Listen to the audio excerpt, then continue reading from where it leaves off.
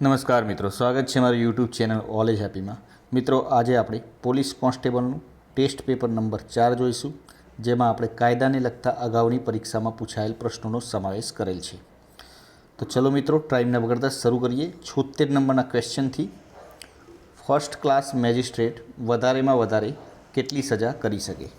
તો first class magistrate વધારેમાં વધારે 3 વર્ષ સજા કરી શકે છે।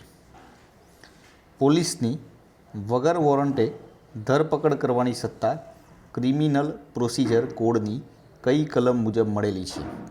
તો વગર વોરંટે ધરપકડ કરવાની સત્તા ક્રિમિનલ કોડની કઈ કલમ મુજબ? સાચો જવાબ રહેશે સી ઓપ્શન 41 કલમ 41 મુજબ। કોઈ વ્યક્તિની ધરપકડ કર્યા પછી તેને વધારેમાં વધારે કેટલા સમય પછી મેજિસ્ટ્રેટ આગળ રજૂ કરવો પડે છે? ધરપકડ કર્યા પછી વધારેમાં વધારે કેટલા સમય પછી મેજિસ્ટ્રેટ આગળ રજૂ કરવો પડે છે?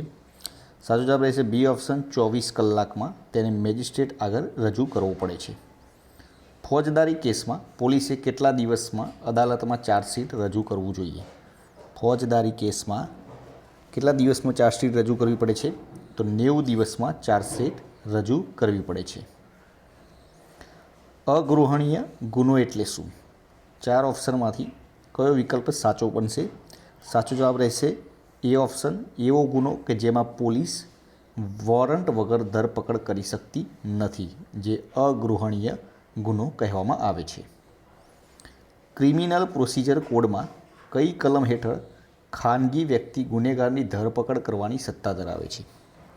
ખાનગી વ્યક્તિ ગુનેગારની ધરપકડ કરવાની સત્તા ક્રિમિનલ પ્રોસિજર કોડની કઈ કલમ હેઠળ કરી શકે છે? સાચો જવાબ રહેશે સી ઓપ્શન કલમ 43 અંતર્ગત।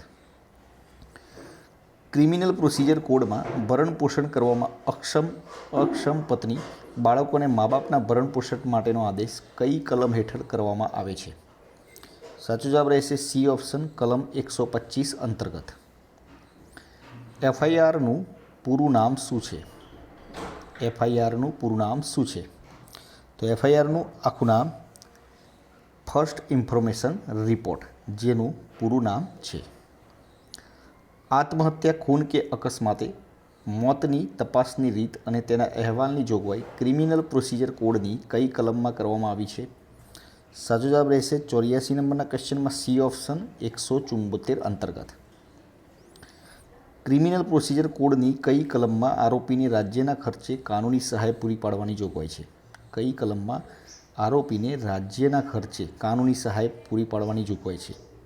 સાચો જવાબ રહેશે સી ઓપ્શન 304 કલમ અંતર્ગત। આગળનો ક્વેશ્ચન, ક્રિમિનલ પ્રોસિજર કોડ હેઠળના શિક્ષાપાત્ર ગુનાઓમાં સમાધાનની જોગવાઈ ક્રિમિનલ પ્રોસિજર કોડની કઈ કલમમાં આવેલ છે? તો સમાધાનની જોગવાઈ કલમ 320 અંતર્ગત આવે છે। ધરપકડ કરાયેલ વ્યક્તિને શું જાણવાનો અધિકાર છે? કોઈપણ વ્યક્તિની ધરપકડ થઈ હોય તો એને ધરપકડનું કારણ જાણવાનો અધિકાર છે।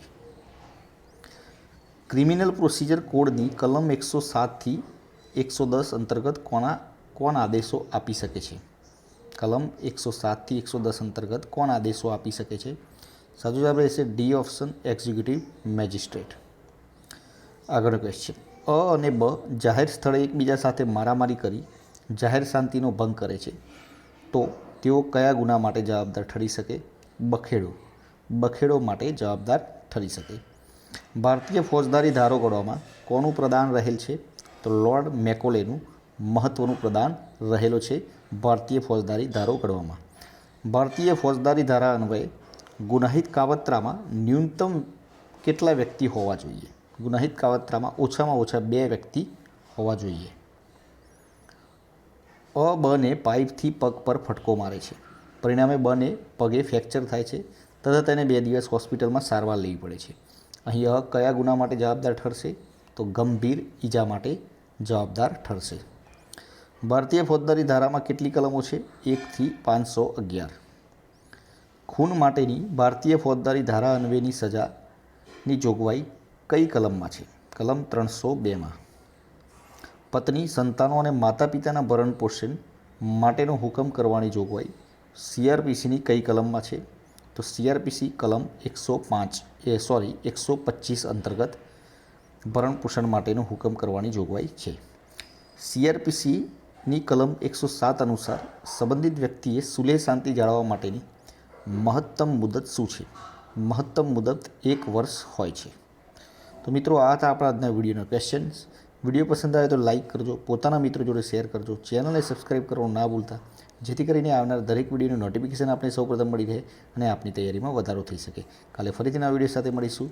જય હિન્દ, જય ભારત.